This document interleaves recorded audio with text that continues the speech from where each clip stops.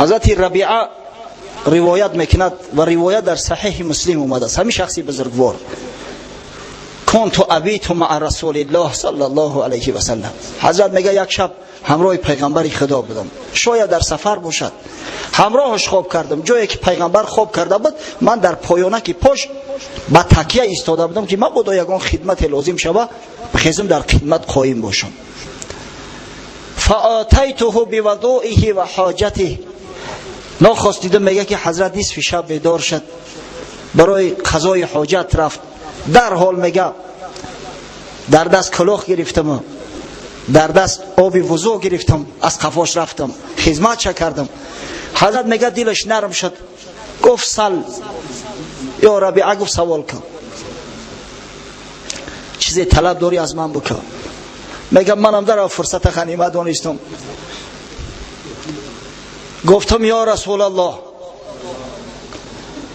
اسألک مرافقتک فی الجنه. ای حبیب خدا، گفت میخواهم که در جنت رفیق تو باشم. در این دنیا خداوند که ما را مرتبه و منزلت من برداشت، عطای بزرگ داد که در خدمت تو هستیم. میخواهم در قیامت هم نشینت باشم، در قیامت در پهلوت باشم.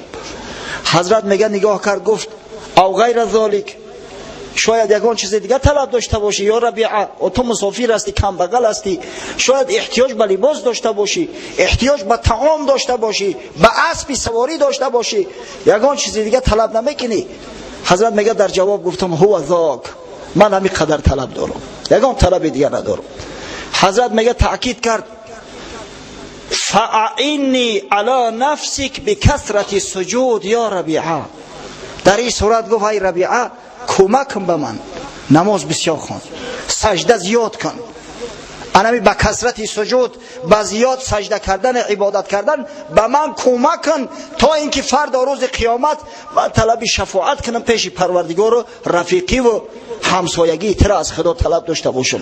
اون مکانی اندک نیست، خیلی جان کندم در کار که همسایه پیغمبر صلی الله علیه و سلم در فردوس اعلی باشی. این بزرگترین مکان جنت، بزرگترین مکان فردوس است. پس گفت توسط نماز، توسط سجده بر من کمک کن.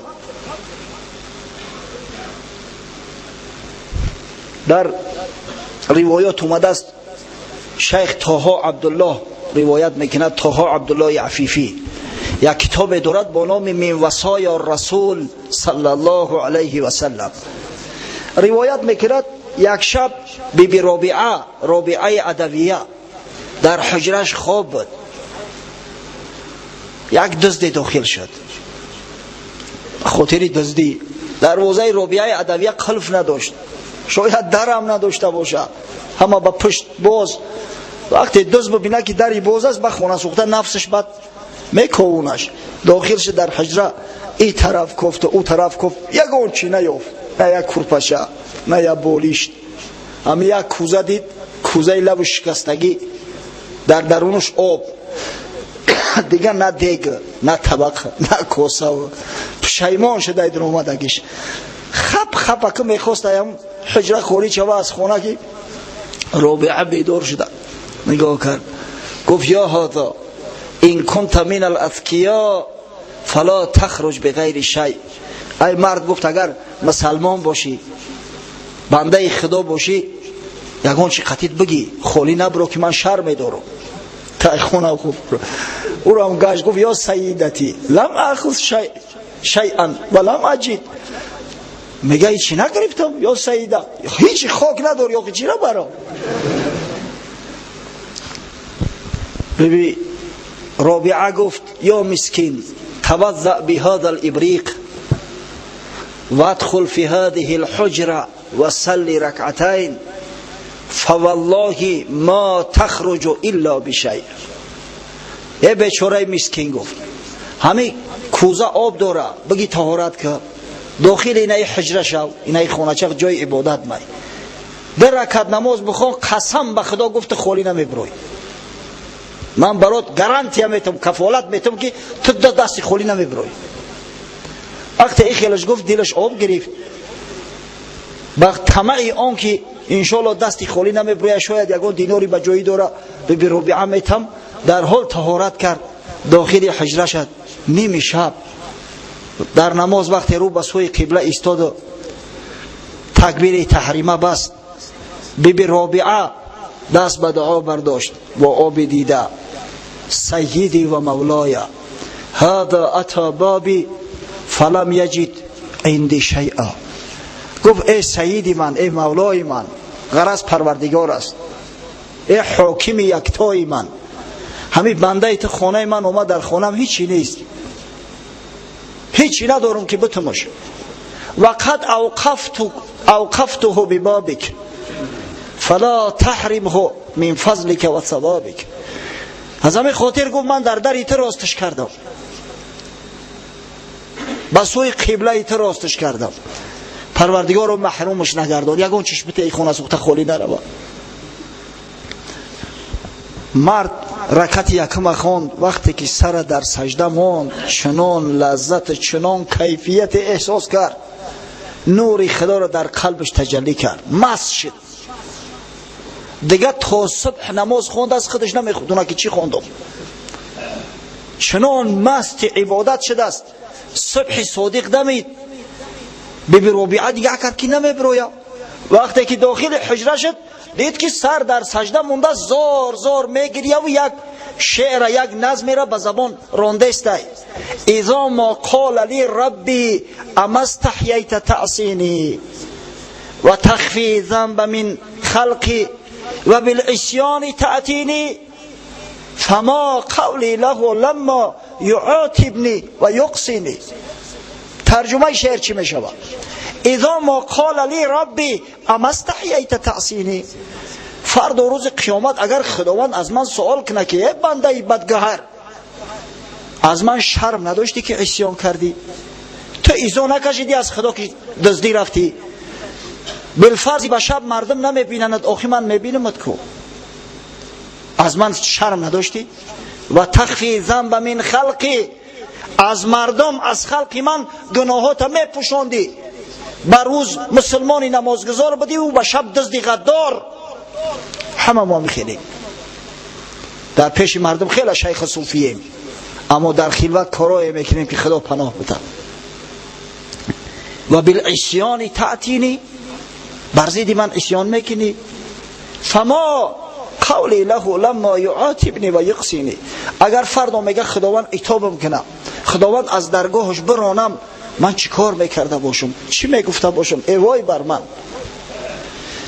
نماز خلاص کرد، بامداد خواند، از خانه خارج میشد، بیبی رابعه سوالش کرد: کیف لیلتک یا اخی؟ برادر جان، گفت شب چه خیل گذروندی؟ گفت بخیرین ان شاء الله، الحمدلله. گفت بهترین شب بود. وقفت بین یدی مولایا، در حضور پروردگار با گردن کج، با بندگی، با عجز، با ندامت راست ایستادم.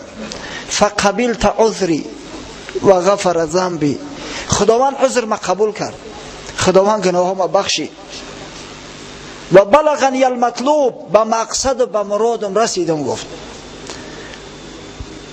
رابعه گفت صبر کن، روز شبا یگان کس قرض میگیرم، یگان چی میتمد. ای خواهر گفت من الکی دولت خدا را یافتم، چون که ذوق سجده پیش خدا خوشتر آید از 200 دولت تو را. پس بگویی که نخواهم ملک ها، ملک آن سجده مسلم کن مرا. این ذوق سجده پیش پروردگار از هزاران هزار دولت و منصب برای صاحبش بالاتر ای. پادشاهان جهان از بدرگی بو نبردند از شرابی بردگی، ورنه ات هموار سرگردان و منگ ملک را بر هم زدندی بیدیرند. همه پادشاه ها حالی لذت بندگی را نچشیدند، نباشند مثل ابراهیم ادهم از بحر مال هم میگذشتن، از بحر دنیا را میگذشتن. اما خداوند این را به هر کس میسر نمیگردونه، به بنده های خاصه خودش میته. این سجده از برای هر کس لایق نیست، هر سر را سجده هم دستور نیست. خدا هر کس اجازت نمیده که در نزدش سجده کنه. از حضرت عباده ابن صامت روایت شده است که پیغمبر خدا صلی الله علیه و سلم فرمود: ما من عبد یسجد لله سجده الا كتب الله له بها حسنه و محى عنه سیئه و رفع له بها درجه فاستكثروا من السجود. یعنی حضرت میگه هر کسی که در پیش خدا یک بار سر به سجده بگذاره، خداوند در عوض همون یک سجدهش امر میکنه در نامه اعمالش یک حسنه می نویسن و یک گناهش امر میکنن محو میکنن و درجه و منزلش در جنت یک درجه بالا میکنن. پس حضرت گفت سجده زیاد کنه، نماز بسیار بخونه. ای مسلمانو، نماز بخونه، عبادت کنه که بزرگترین عمل عبادتی پیش خداست. بزرگترین حالتی بنده در پیش پروردگار همون حالتی سجده است. مسلم روایت میکند از حضرت ابو هریره پیغمبر خدا صلی الله علیه و سلم فرمود اقرب ما یکون العبد من ربه عز وجل و هو ساجد. قریبترین حالتی که بنده دارد در نزد پروردگارش حالتی سجده است، وقتی که بنده سجود میکنه. فاکثر الدعاء و السجود، پس دعا و سجده را زیاد کنه در پیش پروردگار تا اینکه به رحمت خداوندی واصل شوه. نماز ببینه، نماز قیام دارد، رکوع دارد، سجده دارد، قعده دارد. وقتی از نماز سوال میکردن که رکنهای نماز چی است، همه چیزا را به زبان بیان میکنیم. قیام، رکوع، سجده را، قعده را، اینا رکنهای نماز هستند، فرضهای داخلی نماز هستند. هر کدامش یک حکمتی بزرگی داره. الحال میخواهم یک نظمی را از حضرت مولوی که شرح توضیح داده است چرا خداوند بر ما نماز فرض گردون، نماز اشاره به کدام روز میکند، چرا بنده در پیش پروردگار رکوع میکند، بعدا باز سرش میبرداره، باز سجده میکند، باز قعده میکند. البته مولوی روم به زعم خیش، به فکر خیش این چیزا را بیان کرده است، همچنانه که دیگر علما هم وقتی که درباره حکمت نماز، حکمت فرایض نماز صحبت میکنند، اما بسیار جالب بیان کرده است.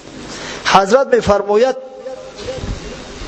معنی تکبیر این است ای امیم که خدا پیشی تو ما قربان شده. تکبیر تحریمه که در نماز میگیم الله اکبر، معنیش چی است؟ پروردگارا ما در پیش تو قربان شدیم. وقتی ذبح الله اکبر میکنی، همچنین در ذبح نفسی کشتنی یک مولا که بکشی بسم الله الله اکبر میگوی. هر شخصی که قصدن تسمیه را ترک میکنه مولی کشتگیش حرامه، خوردنش درست نیست. همچنین وقتی که شخص نفسی خچه میکشد، شهوتی خچه میکشد، دنیای خچه میکشد، بر او فرض است الله اکبر گفتن، تکبیر تحریم گویان به نماز داخل شدن. تن چه اسماعیل جان همچون خلیل، کرد جان تکبیر بر جسمی نبیل. ایستاده پیش یزدان اشکریز، بر مثال راستخیزی رستخیز. تصور کنه که تن حضرت اسماعیل است و روح حضرت ابراهیم که باید تنه، یعنی که شهوت دنیا را امره در پیش خدا قربان کنه. همه ایستادن ما در نماز مسئله است با ایستادن ما فردا روز قیامت در حضور خدا. انا می خیلی که در نماز رو به سوی قبله میستی، قیام میکنی، همه آرام، سرکا خم، دستا پیش بر، فردا روز قیامت در پیش پروردگارم انا می حالت البته خواهی گرفت. هر کدام تو از نعمت ها سوال کرده میشوی.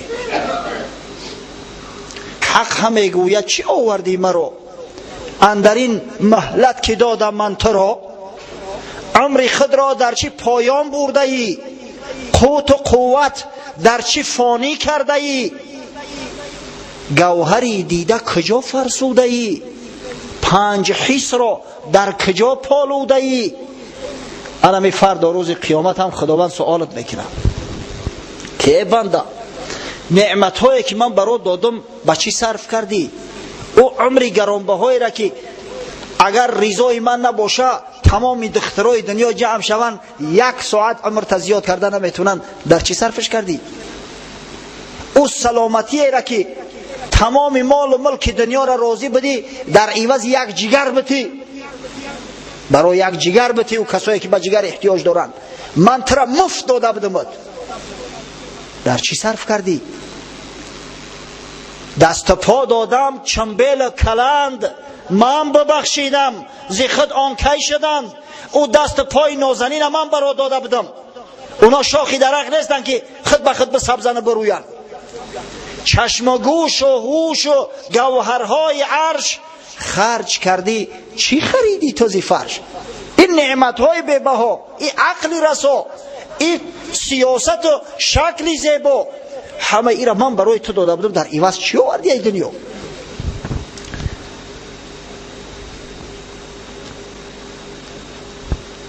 همچنین پیغام های دردگین 100,000 آید از حضرت، چنین 100,000 ملامت مذمت در سری بنده میریزه. لتسألون عن النعیم معناش نمیه. در آخر سوره تکاثر میخونیم البته شما پرسیده میشوی از نعمت های خدا. در قیام این گفته ها دارد رجوع، از خجالت شد تا او در رکوع. همه همی در حالت قیام است. بیچاره چی بگه آخی شرمنده خجالت زده، از شرم حیا، از بس که یگان پاسخی نداره در عوض بگه رکوع میکنه. عیب است که در پیش خدا بگوی که در وظیفه‌ام کار میکردم برای همین نماز ترک کردم. عیب است که بگوی قطعی نوسم بازی میکردم برای همین نمازم ترک شد. در پیش خدا چه خیل میگوی؟ بعد بگه خدا بزند که او وظیفه و منصب من داده بدمت، او نوسه و حوسه را من داده بدمت، تو نخواه به خاطر مال دنیا، به خاطر نعمت دنیا نمازی مرا ترک کنی، فرمانی مرا نبری، در بدل چی میگوی؟ از همین خاطر بیچاره شرمنده میگه رکوع میکنه، سرش خم میکنه، پکلان میکنه که خداوند شرمنده هم نام ببخش. باز فرمان میرسد بردار سر، از رکوع و پاسخ حق برشمر. باز امر میشوه رو تسیانه که بردار سر تا با ای جانت خلاص نمیشوه. امروز روز حساب کتاب های سر تا بردار جواب ته. سر برآورد از رکوع آن شرمسار، باز اندر رو فتد آن خامکار. سر ای رکوع می برداره قومه میکنه سمع الله لمن حمیده، اما چی بگو آخی؟ چی میگوی؟ ای مردم برای نماز یگان عذری نیست در دنیا. زنای عذرک دارن، حالت حیض، حالت نفاس. مرد عذر نداره، تا زمان عقل داری مرده نماز باید بخونی. در سکرات مرگ ایستادگی عقلت کار میکنه، سر تا حرکت داده میتونی، با ایما و اشاره سر باید نماز بخونی. هیچ وجه نداریم برای نماز. از برای خدا این شرمندگی امروز اومده است. دوملا بیمار شدم یه ماه نماز نخوندم، آخی ای سرت مولا که شفا دهنده خدا، ای تو نماز خدا را نخوندی، ای کجا تو شفا میابی؟ او شفا را خدا میداد است. وقتی تو نماز خدا را نخوندی به بهانه آن که من کسلم، ای کجا شفا میابی؟ از کجا رحمت خدا بالای تو مستولی شود؟ ای علامه ابن کثیر در تفسیرش روایت میکند، میگه یک روز حضرت رسول الله صلی الله علیه و سلم از نزد ابو هریره میگذشت، شکم درد شده بود است. حضرت ابو هریره شکم درد بده، شکمش قپیده، بدن دوناش زمین میگزه، مور باری پیچیده است.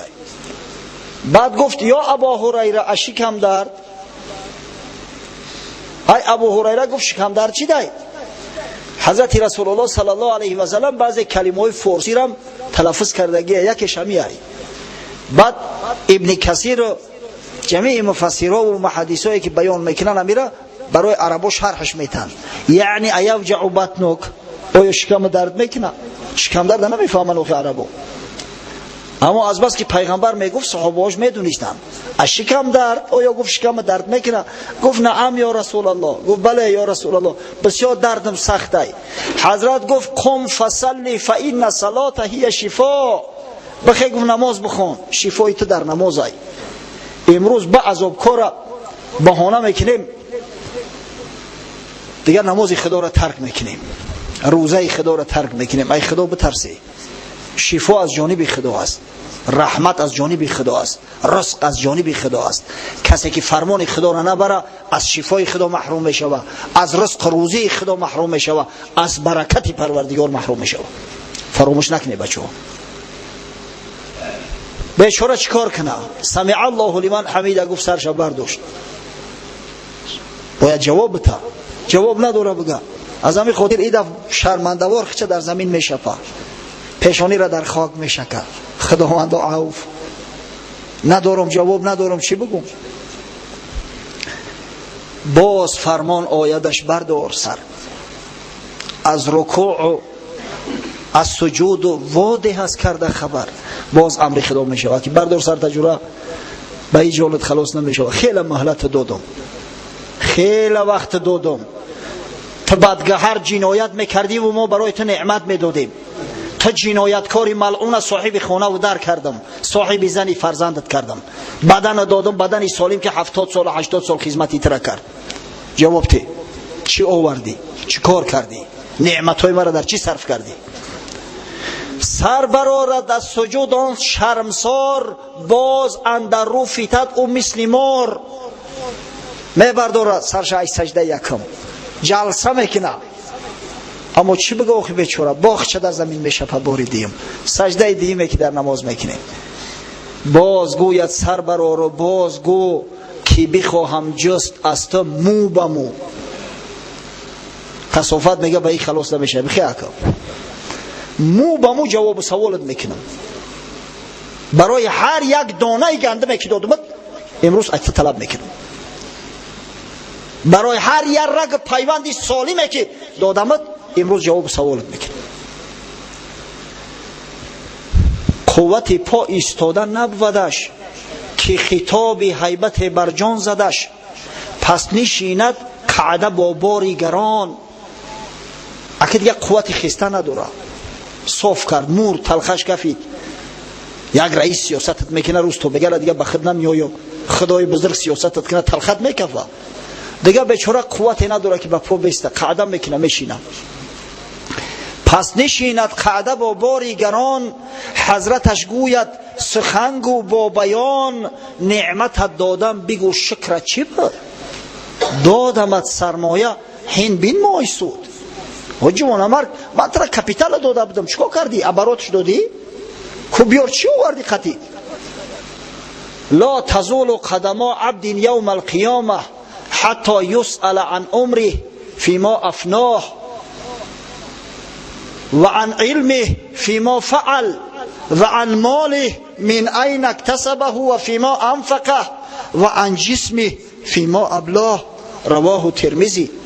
پیغمبر خدا صلی الله علیه و سلم روایت میکند فردا روز قیامت به بنده اجازه قدم زدن داده نمی شود تا زمانی که سوالش نکنن از 4 چیز. اول از عمر سوالش میکنن که او عمر در چی او ادا کرد. بعدا از علم سوالش میکنن او علم داشت یا نداشت. اگر علم داشت علمش به مردم رساند یا نه. اگر چیز شنیده از خود کرد آیا به او عمل کرد یا نه. نهایت از مال سوالش میکنن. مال از کجا پیدا کردی؟ در کجا صرفش کردی؟ در راه خدا صرفش کردی یا به بوجت موندیش؟ میپرسند. و نهایت چهارم از جسم سوالش میکنن که او جسم نازنین زیبا را در چی صرف کرد؟ قامت راست در چی کست پشت کرد؟ دندانای زیبای نازنین در چی ریزوند؟ در عوض چی آورد؟ از همین 4 چیز هر یک انسان سوال میکنن. رو به دست راست آرد در سلام سوی جان انبیا و آن کرام. چیکار کنه بیچاره شرمنده؟ دست راست روش میتابه، سلامی که میکنیم به طرف راست. جانب پیغمبرای خدا که از جانب راست هستند، جانب اولیاء الله. یعنی ای شاهان شفاعت کن لئیم سخت در گل ماندش پای و گلیم. میگه که به دادم برسه ای بزرگا که مثل خر در وحل باز ماندم، دیگه قدرت جواب گفتن ندارم، از شما طلب شفاعت میکنم. انبیا گویند روزی چاره رفت، چاره آنجا بود و دست افزاری زفت. پیغمبران میگن رو در خاک وقتی چاره جویی بر رفت که اینجا جای سوال جواب ای. اگر خدای نباشد زیبنده خشنود، شفاعتی همه پیغمبران ندارد سو. خدا اگر از بنده خشنود نباشه، همه پیغمبران یک جای طلب شفاعت کردن، فایده نمیکنه. در دنیا ابوبکر صدیق دشنام داده باشی، عمر فاروق حقارت کرده باشی، صحابه پیغمبر نعوذ بالله حکم به کفر کرده باشی، رود در قور که فردا روز قیامت این بزرگای خدا که ای طرفی دستی راستن همش خصمی تو میخیزن، وای به حالت دیگه مهلتت نمیتن، از موی سرت کشان کشان میبرن، در قعر جهنم میپرتویند، هیچ دیگه به دردت نمیخوره. رو بگرداند به سوی دست چپ، دلش خنک شد که هیچ که شفاعتم نمیکرده است. رو بگرداند به سوی دست چپ، در تبار و خیش گویندش که خب، هین جواب خیش گو با کردگار، ما کیم ای خواجه دست از ما بدار. بعد بیچاره طرفی دست چپ کلش تاب میته، سلامی که به سوی دست چپ میتیم، به خیش تبارا و به قوم قبیلش مراجعت میکنه که دستگیرم شوه، میگن خب دم تا بگی ما کیم، وای جونی خدمو، وای به حال مو، هر کس در جانی خودش بیچاره، ما کیم ای خواجه دست از ما بدار، این جواب خیش گو با کردگار. جواب سوال خودت بکن که علاج نداری. از همه نومید شد مسکین کیا، دیگه دست دیل ای همه شوش، هیچ که به دادش نمیرسه. از همه نومید شد مسکین کیا، پس برارد هر دستن در دعا، کس همه نومید گشتم ای خدا، اول و آخر طیب و منتها. وقتی که دست دیلش ای همه خنک شد، بعد پروردگار رو میگه آخی من همون بنده روسیاهی که نگاری تا منه که همون بنده تا نماز میخواندم، نمازم با نقصان بدن، اما کوشش میکردم که همین نمازها را به جماعت مستحبه در خانه تا در مسجد تا بخوانم. خداوند به خاطر همین نمازهایی که میخواندم عفو که من طاقت حساب و کتاب ندارم، عفو که من نعمتهای تو را شکرگزاری کردن نمیتونم. بعضی جوانای ما از دعا میگریزن، حکمت دعا را دیده ای بالای سری مردم خیز گرفته بزی کهی واری میگریزن از برای خدا. وقتی دعا کردی پیش خدا، خدای تعالی نقصانای نماز طرف میکنه، دعات مقبول میگردونه، دعای بعدی نمازهای فرضی پیش خدا مستجاب هستند. در نماز این خوش اشارت ها ببین، تا بدانی که بخواهد شد یقین. همه اشاره های خوبه که هست در نماز، همه را ببین و با یقین بدان که همه واقع شدنی است، از این کسی خلاصی نداره. فردا روز قیامت همه عملهایی که در نماز بکنیم، قیام داریم، رکوع داریم، سجده میکنیم، روحامون در خاک میشکیم، قعده میکنیم، به گردنکای کج، دستی راست دستی چپ، به هزار امید آرزو کلم توبیم، همه واقع میشوند. پس مسلمان واقعی در همین دنیا ایستاده و باید که آمادگی بگیره، آماده باشه، نمازکاش بخونه، به یاد خدا باشد، به ذکر خدا باشد. در این صورت انشاءالله خدای تعالی هم رزق روزی و برکت زیاد میگردونه برای این بنده، هم انشاءالله فردا روز قیامت این نمازها را وسیله نجات، وسیله رحمت، وسیله راحت این بنده قرار خواهد داد. دعا میکنیم پروردگارا، عاجز هستیم، بیچاره هستیم، خداوند به طوری باید شاید شکرگزاری نعمتی ترا کرده نمیتونیم، به طوری باید شاید عبادتی ترا کرده نمیتونیم، ذکری ترا گفته نمیتونیم، اما خداوند بنده های تو هستیم، امید به رحمتی تو داریم، امید به مغفرتی تو داریم. حبیبی تو محمد صلی الله علیه و سلم و جمیع پیغمبران تو علیهم السلام دوست می‌داریم، جمیع اصحاب بزرگواری رسول الله صلی الله علیه و سلم دوست می‌داریم. از این خاطر اگر چنده که بضاعت ما اندک است، عاجز هستیم، توشه ما اندک است، اما امید به رحمتی تو داریم که به خاطر این محبتی که داریم ما را همراه محبوبمان محشور گردانی. و خداوند ماه شریف رمضان که آمده ایستاده است، الحمدلله در ما را میکوبد برای ما ماه رحمت، ماه مغفرت، ماه نزول برکات، ماه آزادی از آتش جهنم، ماه ورود به جنت المأوا گردان. آمین یا رب العالمین.